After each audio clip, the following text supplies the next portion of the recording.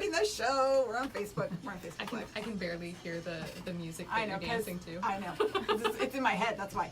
No, it's on the radio. If you listen to the headphones, you can totally hear it. But then it doesn't really go with your hair. Oh, yeah. Okay. All right. Fashion over function.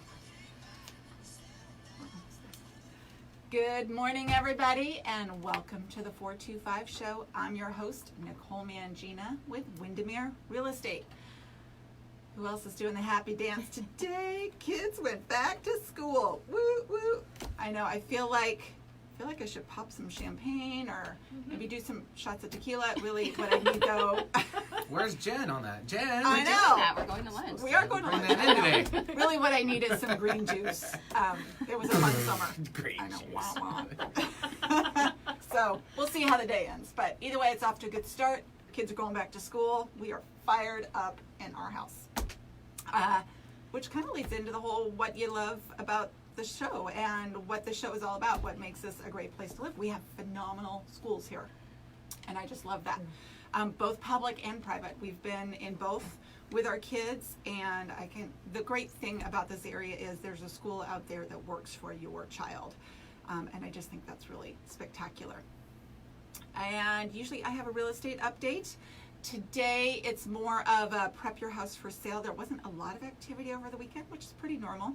I did get some calls yesterday, which is pretty indicative of the end of summer slowdown, and then it all starts to ramp up in September.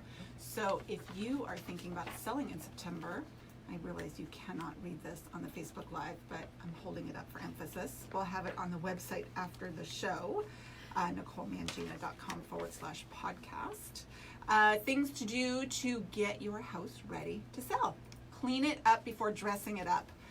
This one hits home. You know, cleaning is always good and helpful. We're in the middle of a kitchen remodel, so I've been washing the inside of my cabinets and the drawers. You may not want to go that far. What I can say is we are officially gross and disgusting people. But I think everybody else is too, so I'm comfortable admitting that on the air. It's true. It's true. If you cleaned your cabinets, you would be mildly grossed out too on the inside. Shed light on the subject. Putting in higher wattage bulbs is always good when you have your house on the market. Add some color. Home Depot flower pots to go are my go-to for my listings. You put those in the front yard, couple on the deck, you're good. It's all about being the details, having a freshly mowed yard, always super helpful. And then the weeds, because you know we all did that at the beginning of the season and now they're back. So a little weed pulling before you go on the market, and then adding some seasonal touches. Pumpkins are always fun. Were you spying on me yesterday? Like, that's all I did. Really? Yard work? I helped a friend go to the dump, so I got some extra pots left over from their dump run, and I saved them. I pressure washed them all down, so they're ready to go out front. I mowed my lawn. Look at you. And I weeded. Wait, you're selling your house? I swear you were stalking me like right now. Like, I didn't even know. Like, seriously. Well, I felt yesterday was the day for it. There you go. Yeah. It was. Great It was Labor Day. You labored. That's there what you go. I did, yes. So again, we'll have these on the website. If you have questions about buying or selling real estate, I always encourage you to reach out. You can find me via email, Nicole@NicoleMangina.com. And now, we've got a fun show today. All our shows are fun, but this one's going to be a little bit different. We're flipping the script. Yes. Yes, I have Elly McKenzie with Windermere. We're in the same office. The wonderful office of Windermere Bellevue Commons. Exactly. Elly's joining us today, and she is going to interview me. A little bit nervous. So the reins get passed over to me, and first off, so I'm a big podcast listener. I listen to like everything, but How I Built This is one of my favorite all-time podcasts. Yes. And they talk about origin stories. So I want to know a little bit. I think everybody wants to know a little bit. What is your origin story? How did you come into real estate? Oh, absolutely. I know, I love that podcast as well. Real estate is a funny thing because I think everybody kind of happens into real estate. I don't think there are any 5-year-olds out there going, I want to be in real estate. It's just something, you know, it's not usually on your radar, and then all of a sudden you end up there and then realize it's the coolest thing ever. My story is I have a degree in nutrition with a heavy emphasis in chemistry. I went to the University of Arizona down in Tucson. my family was living here. I came back and was actually all set to go to Bastyr for naturopathic medicine because I'm really interested in that. And my brain works in kind of a science, math kind of way. I thought organic chemistry and like physics and all of that kind of stuff, biochem. I'm like, oh yeah, that's just the way. It's totally real estate. Yeah, totally. But so anyway, I was doing that, decided, naturopathic medicine, very interesting to me personally, not something I wanted to dedicate the rest of my professional life to. That seemed like a lot of extra schooling, and I was kind of done with school at that point, and kind of fell into real estate. One of my girlfriends at the time, who was a very successful real estate agent, said, hey, you should try this. And I remember thinking, oh, I kind of have nothing else going at the time, so why not? My dad was awesome and I was 23 years old when this happened. I was asking my dad, so stressed out, what if it's the wrong choice? Yeah, he goes, if you don't like it, quit. And at 23 years old, that kind of the answer really was that simple, right? So I did. I got into it, and like I said, would not trade it for anything. It really fulfills kind of that math science part of things for me, because to me it's one giant story problem. Oh yeah. Of these are the pieces and how do you fit them all together. But what it added was the people element that I had kind of been missing. So the way I equate it now is, when you're a physician, whether you're a naturopathic or a different type of physician, people need your help. They don't always want it. I mean, they're going to tell you to eat more vegetables, get more sleep, work. We all know we need to do it, but nobody really wants to do it. This is true. In real estate, they need and they want my help. Yeah. So I get more warm fuzzies out of it. Oh, I that's think. nice. So there you go. That's my how I built this, got into it story. I love it. All right. So, and you've been doing it for over 20 years. I think this is my 23rd year. Up top. Woohoo! All right. So, so what is it that keeps you kind of energized about it? What do you geek out on? I think it's really the people. I mean, I geek out on the whole, how do we pull this thing together? Like I said, kind of the math or the story problem part of it. But buying and selling a house is such a big deal. It is. There's the monetary part of it, but it is, you're either opening or closing a chapter in your life. And to be a part of that, I consider to be one of the biggest honors. That somebody lets you that far deep into their life and trusts you that much to help them through this process. Oh, yeah. And I am always in awe of that, and I take that very, very seriously. And I just think it's fantastic to go through that with people. Oh, definitely. Definitely. It's one of my favorite parts of the job, too. So now you're known in the industry also as having amazing work-life balance. And I think a lot of us really want to know, did this come about organically? Do you have some sort of impressive self-control, or is this out of necessity and you got pushed? There was a kind of a breaking point at one point. It was way more out of necessity. I would love to say in my whole life I just always knew the right thing to do, or how something was supposed to be done. Usually most of my stuff is learned by, I did it one way, it didn't necessarily work the way I wanted it to, and I thought, well, okay, let's try something different. The work-life balance was no different. And for me, I started my real estate career before having children, which is, there's a mixed blessing in there.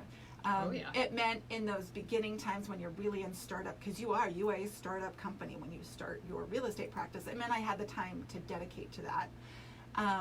And then when the kids came along, I could coast a little bit, which I do appreciate that. But it also meant that I formed some average habits in the beginning, because I just had lots of time, and I was married, but my husband was busy too. And easygoing. He's easygoing. He happens to be a golfer, so the weekend open house thing really worked great for him. He's like, oh, you're not going to miss me. I won't miss you. I know. He could get his golf nap in the last half of my open house. It was great. Yeah. And then the kids came along, and it needed to change. And what I realized, as with so many things in life, usually we're waiting for other people to create the change for us, and we have to create our own change, and I am blessed. I have really fabulous, lovely clients that I enjoy working with, and I think that makes a big difference. It makes it easier to have a work-life balance, because they get it, right? In fact, I met with some clients last week, and we're going on a trip next month, and so we're getting ready to bring our house on the market, and I just wanted to let them know. I always let people know ahead of time, you know, hey, we're going to be out of town this week. I just want you to know. Oh, okay, you know, it's a non-issue. We build up such a big thing because in real estate we tend to have a fear of loss, right? Because we generate our own income, that it can be scary sometimes to take time off because you never know what you're going to miss. But I have found that, first of all, I'm a better person, I'm a better agent, I'm a better everything when I get some downtime. And, you know, you just have to decide this is when we're going to go and go do it. Yeah. Whether it's your day off, your 2-week trip, your 1 week, whatever it is, right?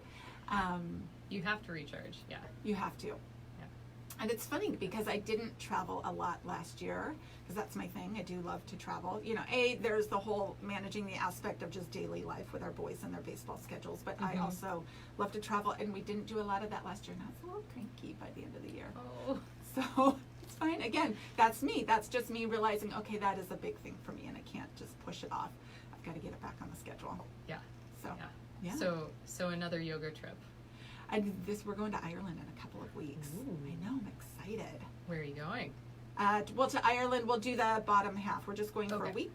So we'll do like Cork, which is where my husband's family is from, and then kind of up to Galway and over, do a big loop. Excited. Fun. I know. Oh, I've always wanted to go there. So. Okay, I'll You'll- report back. I'll take notes. No, just take more pictures, post them on Facebook. Yes. You know, I think we'll all want to see. Am I right? Absolutely. So another question I have is, how do you stay so chill? Because you know, real estate happens, and I don't know if anybody else uses this phrase, but there are adventures in real estate. There are. Even the good ones. Yeah. Right? It feels like every transaction, and even with really wonderful clients, sometimes stuff just comes up. So I think there's a couple things that have really helped a lot. Something I learned years ago is the whole concept of committed but not attached. And so I approach every interaction with my clients and really everybody in this way, which means I view myself, I am here as a consultant. I can provide you tremendous value, whether you're a buyer or seller, in terms of knowing the market. I know a lot of, one of the benefits of 23 years and teaching and coaching and is I just know a lot of agents, which means I can get the inside scoop on a lot of things. There's lots of different ways I can add value, but I am here to consult with you, which means I am committed to giving you the information you need in this moment so that you can make the best decision for you as the client. I'm not here to sell you anything. I don't think you can't like sell a house. Meaning, to me, in that sense, what I'm meaning is like talk somebody into something, right? Or get somebody to do something they didn't really want to do. Or I like shoes. I'm a shoe girl. I could probably sell you some shoes you didn't really need. But I think a house, it's either you want it or you don't. You want to sell it or you don't, but you need help to go through that process. So I'm committed to giving my clients that information, but I'm not attached to the outcome. Because again, this is their life. This is their path. I know that's a little woo-woo, but it's true. They're creating their next chapter. They have to create that. It's not up to me to create what I think is their next chapter. Right. Right? The impact there can be huge. Exactly. And you want them to be making that choice themselves. They need to own it, and they need to, it's my job to open the path, to clear the obstacles, to give them the information so that they can walk that path however they want.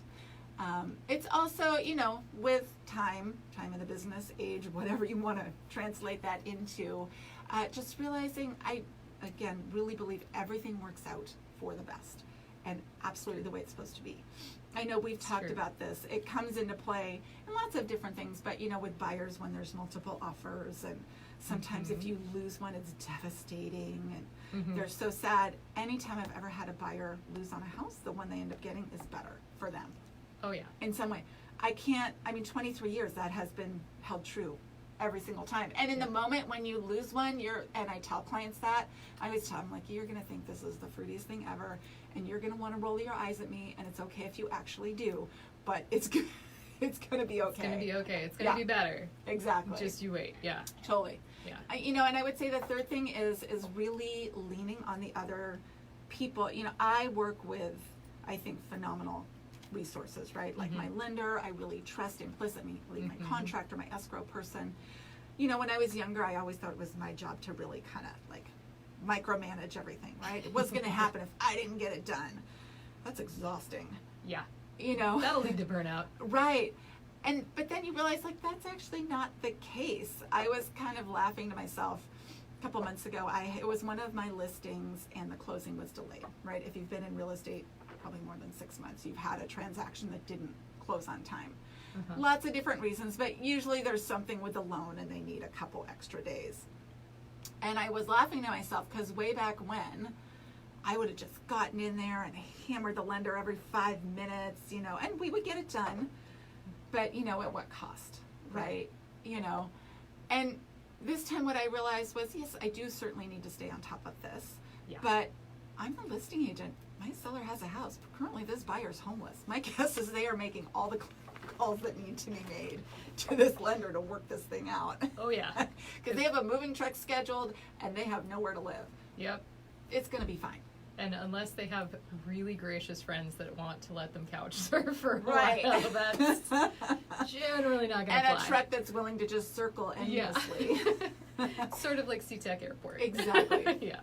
They need the cell phone waiting lot for. We got the clear to close, and they can come in and drop off all the steps. So I think that's made a big difference too, right? Is really allowing everybody to shine, and there are, like I said, there's lots of things I do that provide value, but everybody else does as well, and like giving everybody their opportunity to get things done. And then it kind of goes back to the work-life balance thing too, because usually when that happens, those are all the phone calls that happen between like 6 p.m. and 11 p.m. Of course. Right when you can't really do anything. Exactly. So, we're a little proactive. We try to figure that out at 2 versus 6. And, then we let everybody do what they know how to do. Yep. So. And you did mention that you are coaching, which I don't think everybody knows out in the Facebook land or on the radio.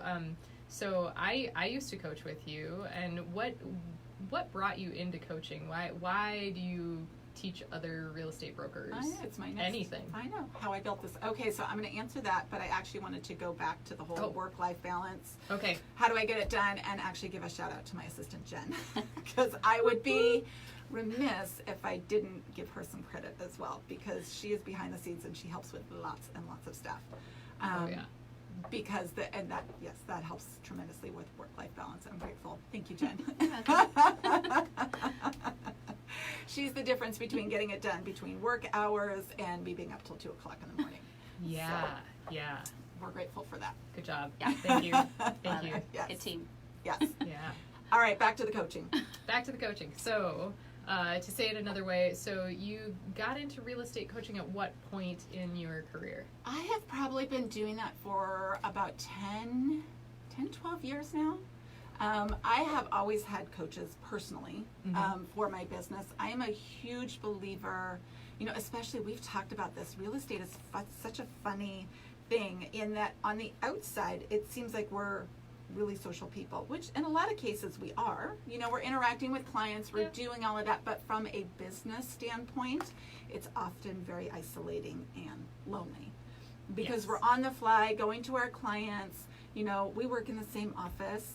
It's, a lot of people are just working remotely these days, right? And so a lot of times. 3 times this year? Exactly. Yeah, we're usually in certain days a week. I think you're in other days. And so there's that aspect of it. Plus, when we're all business owners, sometimes you're more comfortable sharing what's, we all have struggles, right? Yeah. There's usually a time of the year where you're like, I so have this, I'm crushing it. There's other times you're like, shoot, I think I paid my phone bill. Nobody's calling me. I should check that. So I've always had a coach just because I think it's important to have somebody kind of keep you going. It's really easy to get off track. It helps you get back on track. And to just get me out of my own head and work through things. So probably 15 years ago I went through, it's called Ninja Coaching.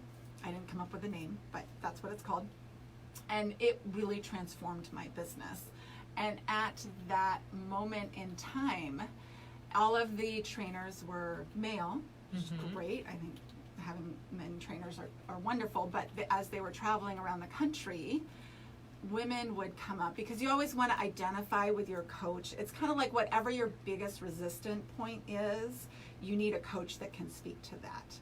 And for women, usually the resistance is, even if you have a full-time career, it will say in real estate, I'm sure this happens in lots of different industries, you might have a full-time career, you might be super busy and earn a fabulous income, but when somebody has to get picked up from daycare, or there's a day off from school, or something has to happen, it's usually you as the mom. I know I'm being super stereotypical and probably old school, but this has been my experience anyway.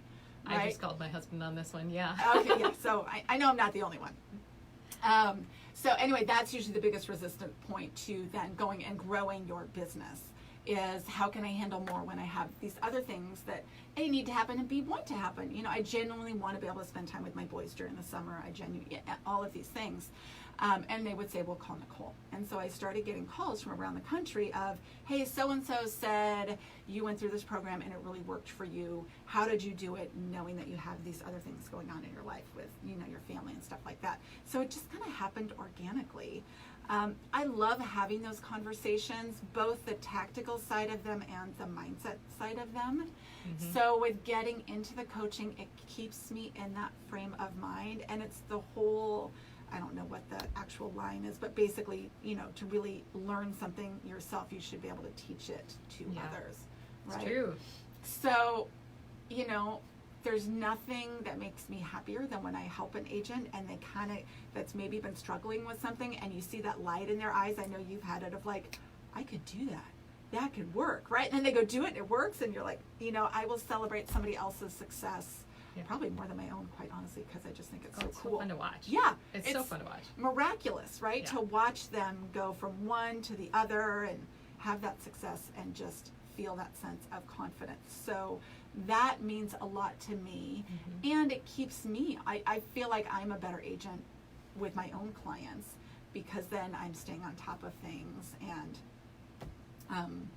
better able to help them with things and realize what my process is and my value. It's a lot easier for me to answer the question of kind of what's your value, I think, than others, because not only do I do that on a regular basis, but then I also teach others how to do it. Yeah. Well, and you have a network now of people that you know throughout that you can, if somebody's moving outside your network, absolutely, you can just refer them to, yes, I do know the best agent in Enumclaw.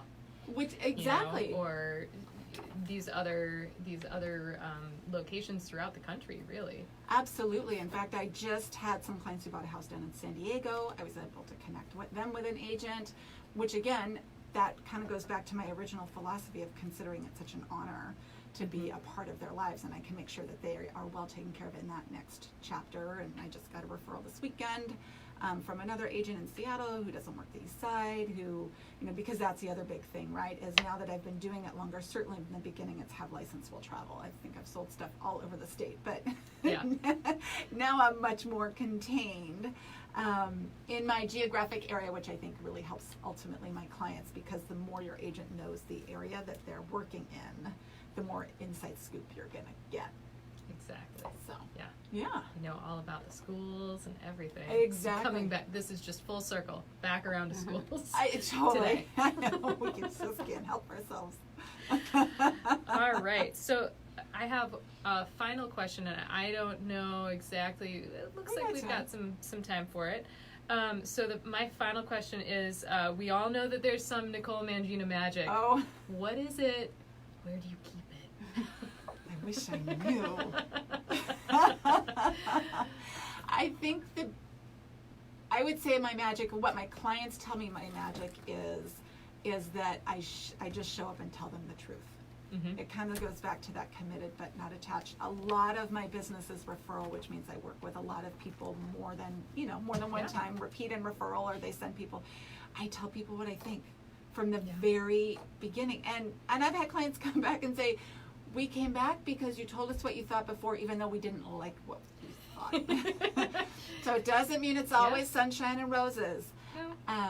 But I show up as me, and that was one of the I certainly struggled with that, especially being so young when I first started real estate. I thought, how is this ever going to play out? I'm 23 years old giving people advice on how to buy a house, and I'm like learning how to manage my credit card.